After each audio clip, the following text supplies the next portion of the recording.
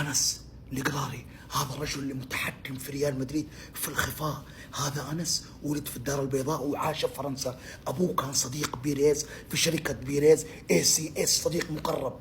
أبو أنس مات، بيريز صار يثق بأنس لأنه شركة بيريز يوم دخلت بأزمة، شركة أبو أنس اللي مات مولت شركة بيريز وصار يثق فيه ثقة عمياء.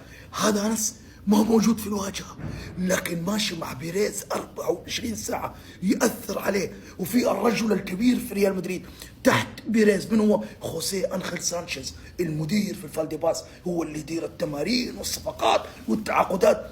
أنس القراري في الشركة مع بيريز ACS شركة بيريز، ويقعد ساعات طويلة في المكتب. هو اللي أثر على بيريز في بطولة السوبر ليج اللي انسحبوا منها برشلونه ومدريد. اقنع بيريز قال له عشان البطوله تكون ناجحه وقويه ولها صدى جيب عدوك اللدود. من عدو اللدود؟ برشلونه متأزم ماديا، كان يحتاج السيوله، يحتاج الماده، الفائده للطرفين لمدريد والبرشلونه. الان انس القراري هذا الرجل ما يبغى منصب بس هو المتحكم. ليش؟ لانه بيريز معاه 24 ساعه، وخوسيه أنخيل سانشيز هناك في النادي، سولاري وهذول الحين يأيدوا انس في صراع بمدريد.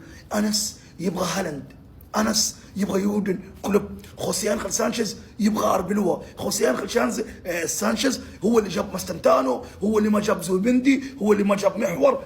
هذا خوسيه أنخيل سانشيز.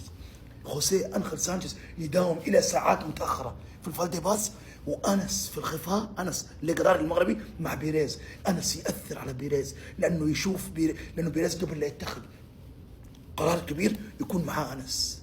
فالان في صراع. 2028 فرونتينو حيمشي، اي تكتل حيفوز؟ تكتل انس القراري او تكتل خوسيه أنخيل سانشيز؟ نشوف من حيفوز ومن حيسقط. صراع داخلي قوي داخل ريال مدريد، نشوف ايش يصير. عشان كذا موسمين صفريه. انس القراري الاعلام ما يعرفه، في حرب قويه في الداخل.